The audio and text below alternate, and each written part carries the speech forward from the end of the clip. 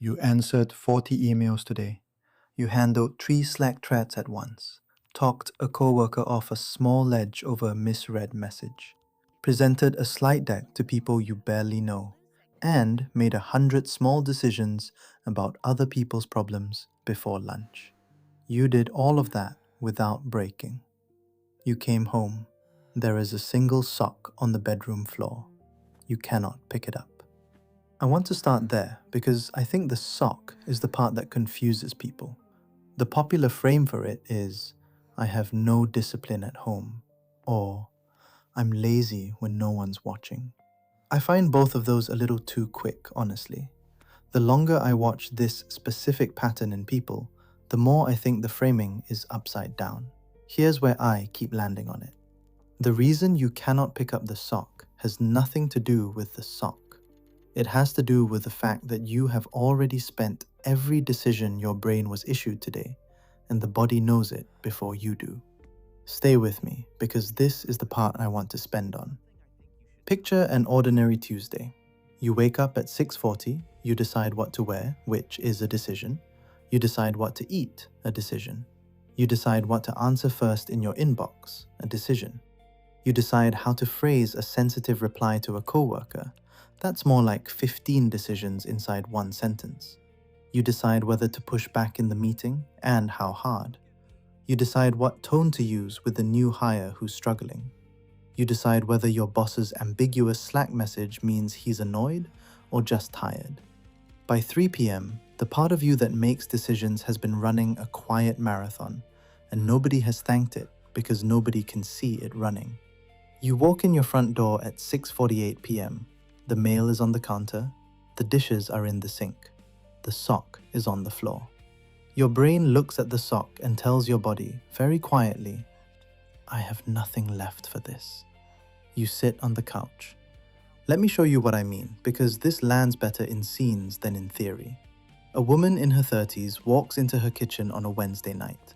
There are 5 glasses on the counter, 3 are her partner's, 2 are hers. She's been at work since 7:30 a.m. Her brain looks at the glasses and starts running math on what handling them means. Each glass, dishwasher safe, half full, rinse first. Did she even run the dishwasher last night? Does the cabinet have room? 5 glasses, maybe 40 micro decisions. She does not have 40 micro decisions left in her today. She walks past the glasses and goes to bed. Or this.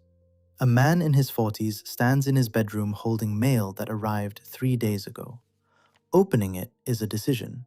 Throwing it away is a decision. Setting it on the dresser, which already has 11 envelopes from utility companies on it, is technically also a decision, but it's the cheapest one. He puts it on the dresser.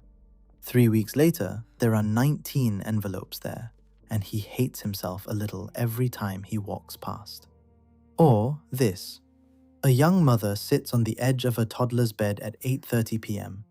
The kid is finally asleep. There is a basket of clean laundry next to her foot. The folding will take 12 minutes. She closes her eyes. The folding will not happen tonight. These are not failures of character. These are receipts. Every undone task in your house is a receipt for a decision you were too tired to make. Read that twice, because I want you to actually picture the receipt, not as a metaphor, but as something physical. You walked through your front door tonight already holding a small stack of paper receipts your day handed you. The pile of laundry is one, the unopened mail is another, the dishes are another. None of those things is a moral indictment. They are itemized records of a budget that ran out before you got home. Here's the part I want you to actually hear, because I think it's the heart of it. The mess in your house is not evidence that you are undisciplined. It is evidence that you have been spending all your discipline somewhere else, all day, every day. And there is no one in your life right now who is counting that work as work. A lot of people who recognize themselves in this have spent years calling themselves lazy when the honest word was spent. And the world has been agreeing with them. because the world cannot see the labor that happened before they walked through the front door. I want to be careful here because, actually, let me back up. None of what I just said means be kinder to yourself and the laundry will fold itself. That advice is empty, honestly, and a little patronizing. The laundry will not fold itself. The mail will not open itself. What I'm describing is a different starting point. The starting point is to stop misnaming the problem. When you call yourself lazy at 9 p.m., you spend the small remainder of your evening energy hating yourself instead of resting. You sit on the couch, staring at the kitchen, not cleaning it, but not resting either, in a holding cell that is somehow worse than both. You go to bed at midnight, feeling defeated. The honest version of what happened is that you finished work at 6 p.m. and then asked the part of you that finished work to do 6 more hours of work. Of course it refused. It already gave you everything it had today. I'm not entirely sure I have the cleanest way to say this next part yet. I'll try. Self-hatred at 9 p.m. is the most expensive line item on the receipt. It costs you tomorrow night's energy too.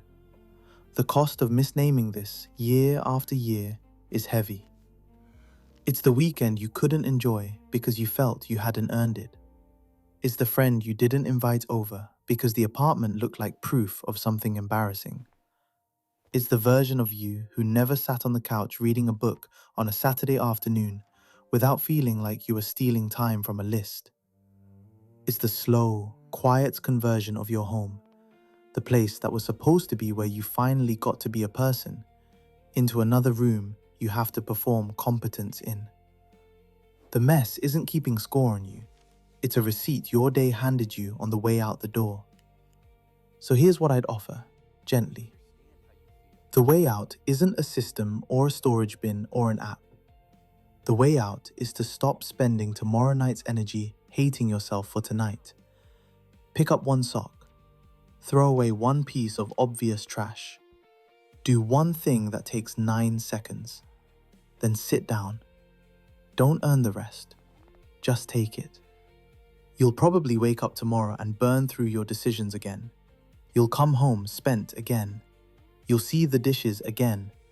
Not because you didn't understand any of this, because the demands of the day are older and louder than this insight. But I keep wondering what would happen if, just once this week, you walked through your front door and said out loud, even quietly, I am not lazy. I am finished. How much of your day right now is going into work that nobody is counting as work? The sock will still be there in the morning. It has always been able to wait.